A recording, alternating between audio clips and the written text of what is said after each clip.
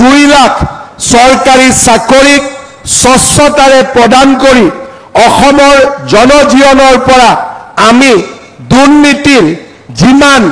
অখুৱা প্ৰভাৱ আছিল এই গোটেইবিলাকক অতৰাবলৈ আজি আমি সক্ষম হৈছো মুখ্যমন্ত্ৰীৰ আত্মনিৰ্ভৰশীল অসম আঁচনি আদিৰ জৰিয়তে অসমৰ যুৱক-যুৱতীৰ মাজত আমি নতুন আশাৰ সৃষ্টি কৰিবলৈ সক্ষম হৈছো আজি আমাৰ ৰাজ্যখনত দৰিদ্ৰ আৰু মধ্যবিত্ত জনগণৰ বাবে চৰকাৰী আঁচনিসমূহে এক আশাৰ কিৰণ হিচাপে থিয় দিছে আজি আমাৰ ৰাজ্যখনত অৰুণোদয় 3 আঁচনি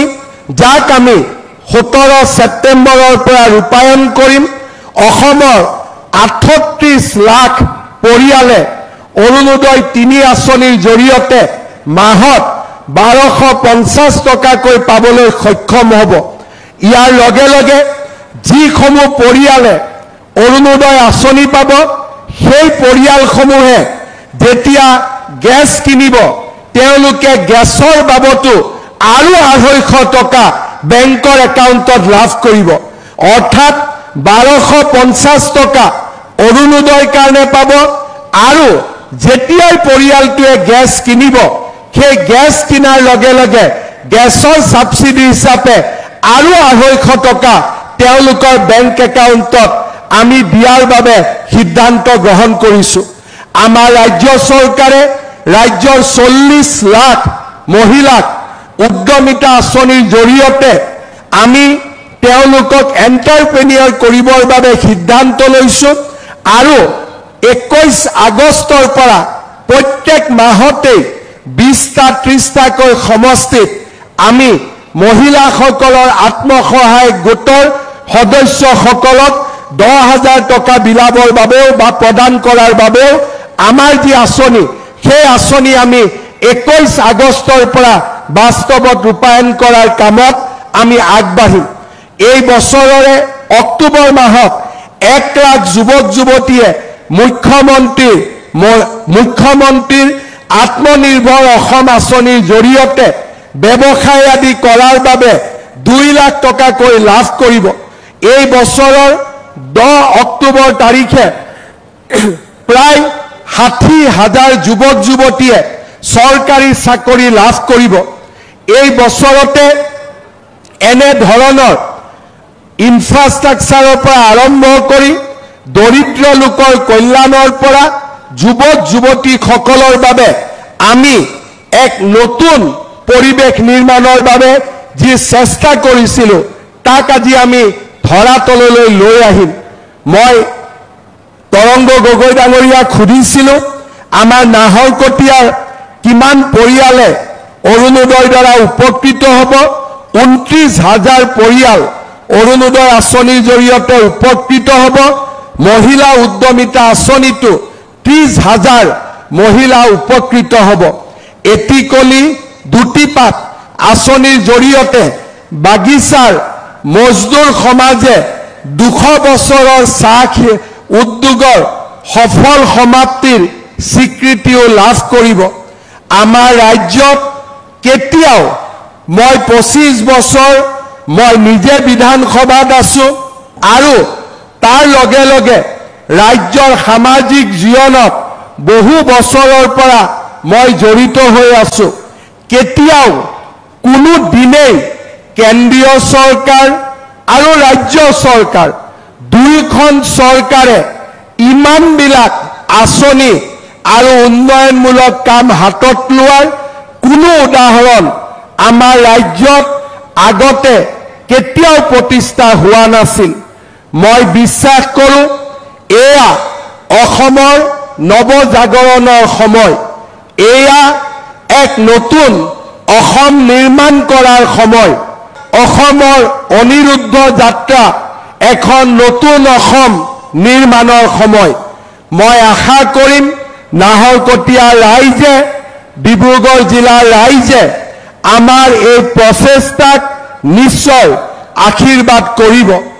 আজি নাহৰকটীয়ালৈ অহাৰ আগতে ৰাতিপুৱা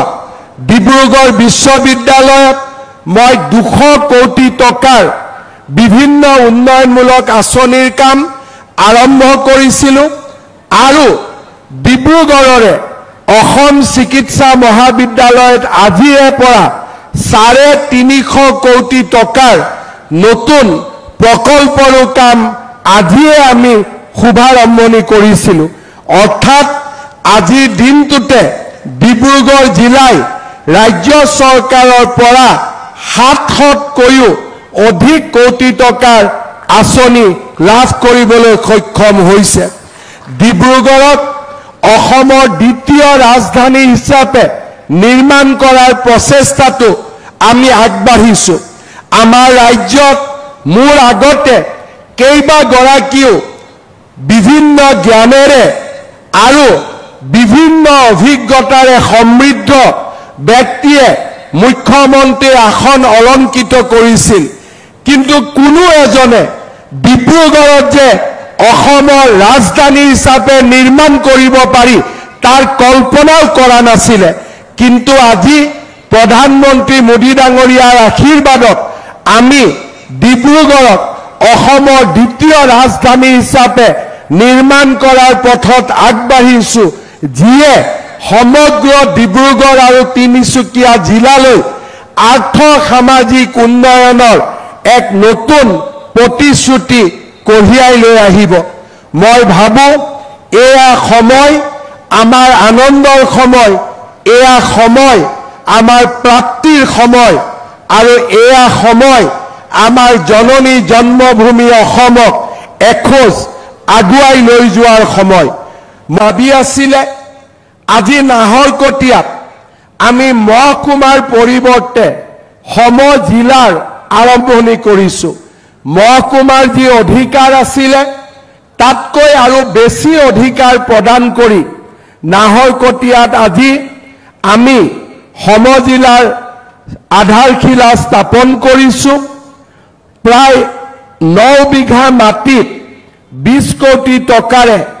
এই সুন্দৰ সমজিলাৰ কাৰ্যালয় নিৰ্মাণ কৰা হ'ব। শৈক্ষিক বিকাশৰ প্ৰতি গুৰুত্ব ৰাখি নাহৰকটীয়া সমষ্টিৰ চাচনি উচ্চতৰ মাধ্যমিক বিদ্যালয়, নাহৰকটীয়া উচ্চ মাধ্যমিক বিদ্যালয়, আমাৰ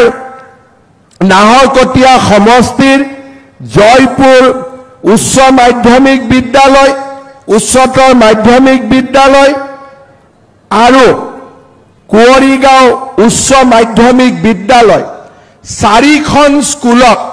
আমি 7 কোটি 8 কোটি টকা দি নতুনকৈ নিৰ্মাণ কৰাৰ বাবেও ৰাজ্য চৰকাৰে পুঁজি মঞ্জুৰ কৰিছে আৰু এই 4খন বিদ্যালয়ে এটা সম্পূৰ্ণ নতুন ৰূপ পাবলৈ সক্ষম হ'ব।